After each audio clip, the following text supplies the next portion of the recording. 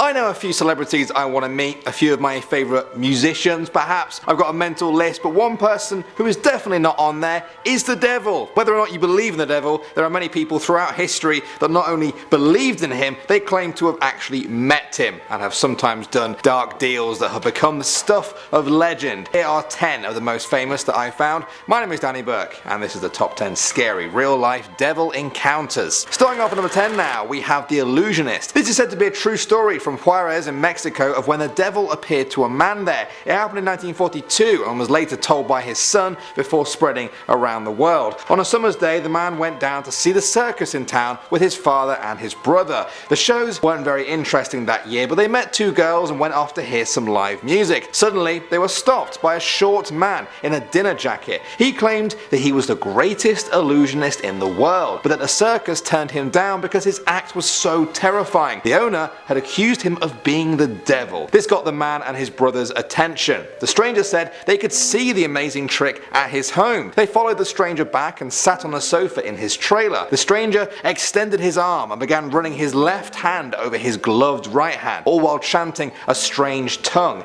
He asked if they were ready. They said yes. He pulled off the glove and everyone screamed. To their horror, the hand was now a skeleton hand, still wiggling its fingers. The man's brother got up to take a closer look. The stranger grabbed the top of his head with his bony hand and said he was now really going to show them something. At this point, they all ran and screamed. The man stopped and looked back. The stranger was standing on top of the steps and laughing at them. On the ground was a wooden plank with long nails pointing up. The stranger jumped off the step and landed right onto a nail. Blood poured out of his boot, but he continued to laugh. The man just stared at him, transfixed, until his brother grabbed him and they both ran away. They knew it was the devil, they felt it was the devil, and they say it was a day they can never forget. Next up at number 9 now, we have Robert Johnson. He's one of the most legendary blues musicians of all time, whose music went on to influence other musicians for generations. Aside from his music, folks may tell you another story about Robert Johnson, that he met the devil. They say that one day Robert was walking down the highway on a cool October night when he came to a crossroads. A tall man was sitting there on a log by the side of the road. He said that he knew Robert and asked him if he wanted to play the guitar like nobody had ever played it before, to be the king of the Delta blues.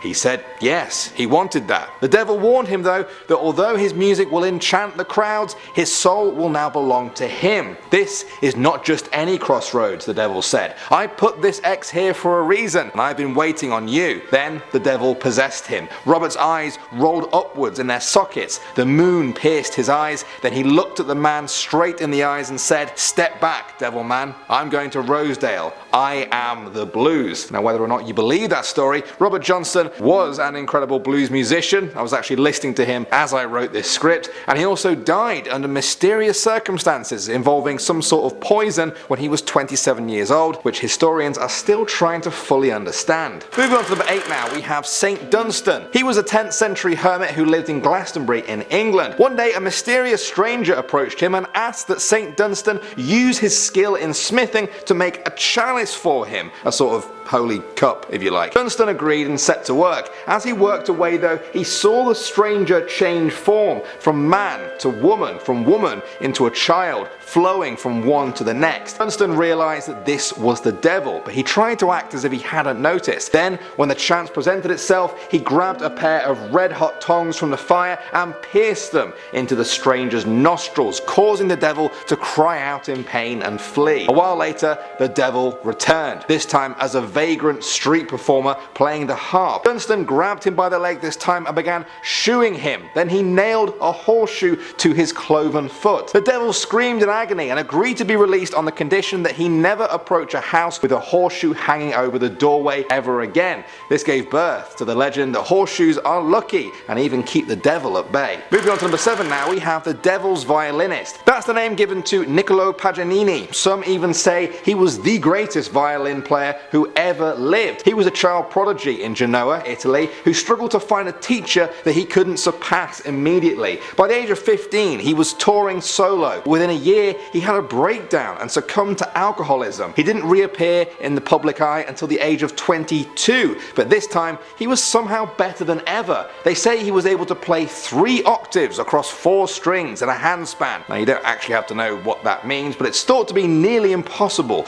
even by today's standards. He was a striking sight in his performances. Very tall and very thin, with hollow cheeks, very long fingers, pale skin, and flaming eyes with thin lips that held a sardonic smile. To top it all off, he wore all black for his performances. Soon, rumours began to circulate that his violin was the devil's instrument, that Paganini had actually made a deal with the devil. Some say they saw the devil help Paganini play, others say that they once saw lightning bolts hit the end of his bow during a performance. When he died, he turned down his last rites from a priest. The official account is that he did this because he thought he wasn't going to die, but others say it was because he feared the blessing of a priest. Coming in at number 6 now, we have The Richest. This is the story of Jonathan Moulton. He was an American general who helped the US win the Revolutionary War. He's also known for trying to trick the devil, apparently. Despite being very rich, Moulton wanted more. One night, sitting in front of his fireplace, Moulton said out loud that he'd sell his own soul to the devil to be the richest man in the province. Not want to miss out on the offer of a soul, the devil appeared right there and said that he would make the deal and fill Moulton's boots with gold coins every single month. For a while, Moulton enjoyed finding the gold in his boots every month, but soon he wanted more, and he hatched a cunning plan. He cut the bottom of his boots off and put them on top of the chimney. The devil filled up the boots, but eventually noticed the shoes never filled. The coins were just tumbling down the chimney where Moulton was practically swimming in them. As revenge, the devil took back all the gold he'd ever given Moulton. He burned down the house and kept his soul in hell for eternity. Legend says that years after his death, Moulton's grave was opened, and instead of a skeleton, they found a coffin filled with gold. Next up at number 5 now, we have Saint Pio. Talked about Saint Duncan earlier, but he wasn't the only saint on this list who claims to have had a run-in with a devil. Pio was also known for his frequent and often violent battles with the devil.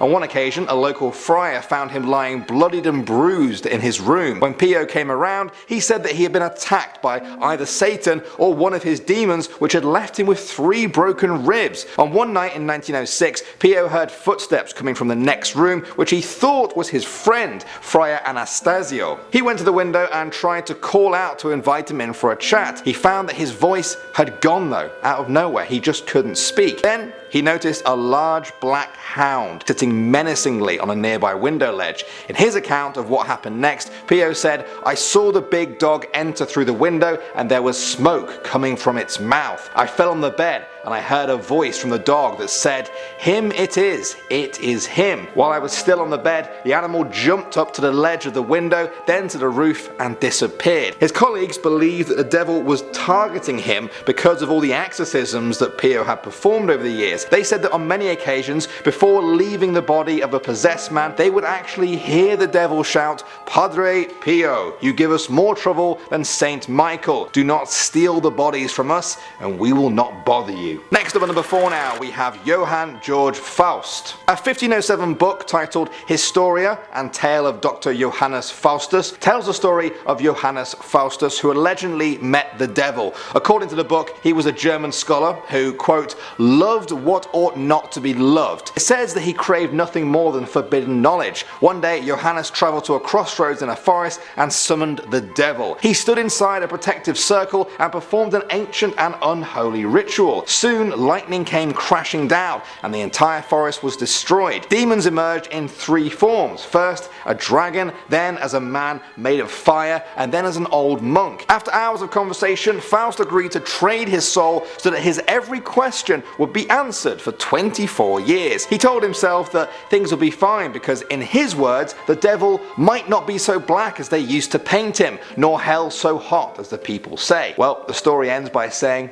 that he was wrong and people were right. It claims that when Johannes died, his soul went straight to hell, where he spent an eternity of torture, wishing for death, but finding that even death had forsaken him. Moving on to number 3 now, we have the Signed Pact. Father Urbain Grandier was a French Catholic priest who, in 1632, was accused by a local group of nuns that he had bewitched them and sent demons to commit evil and impudent acts pacts with them. Investigations into Urbane reached a new level with the discovery of what people claimed was a physical contract written on paper between Urbane and the devil. The contract was said to be even signed by Urbane, the devil, and a number of different demons. It read, "We, the influential Lucifer, the young Satan, Beelzebub, Leviathan, Elimi, and Astaroth, together with the others, have today accepted the covenant pact of Urbane Grandier, who is ours. And him do we promise the love of women, the flower of virgins, the respect of monarchs, honors, lusts, and powers." That's where it ended. Well, whatever you guys think about all of that, the local court found him guilty and sent him to burn at the stake. Moving on now to number 2, we have Saint Gemma Galgan. In her diaries, she wrote that she believed the devil himself was waging a personal war against her. In one famous passage, she wrote, "The demon came before me as a giant of great height, and kept saying to me, 'For thee there is no more hope of salvation. Thou art in my hands.' I replied that God is merciful, and therefore I fear nothing. Then, giving me a hard blow on the head in a rage, he said, 'Cursed be you,' and then he disappeared. I then went into my room to rest, and there I found him. He began again to strike me with a knotted rope, and wanted me to listen to him while he suggested wickedness. I said no, and he struck me even harder, knocking my head violently against the ground. At a certain point, it came to my mind to invoke Jesus, Father, Eternal Father, through the most precious blood of Jesus, free me. I then don't quite know what happened next. That contemptible beast dragged me from my bed and threw me, hitting my head against the floor with such force that it pains me still. I became senseless and remained lying there until I came to myself a long time afterwards. Jesus be thanked." That was just one entry, and it was very intense. From the look of her diary, it wasn't her first encounter, and it certainly wasn't her last. And finally, number 1 now, we have Pope Sylvester II. If you had to pick one person who isn't in league with the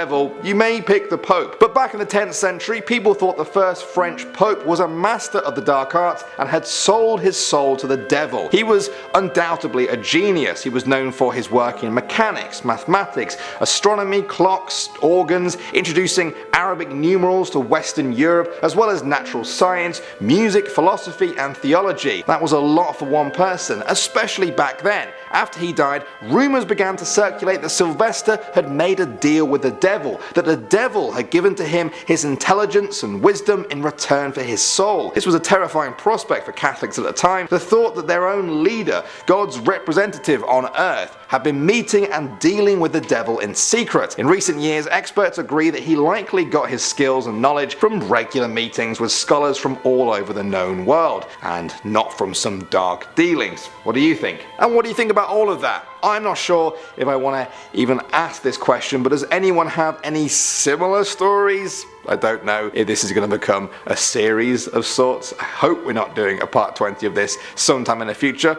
Let me know though. You guys are always in charge. Thanks for watching as always. My name is Danny Burke, and I will see you all in the next video.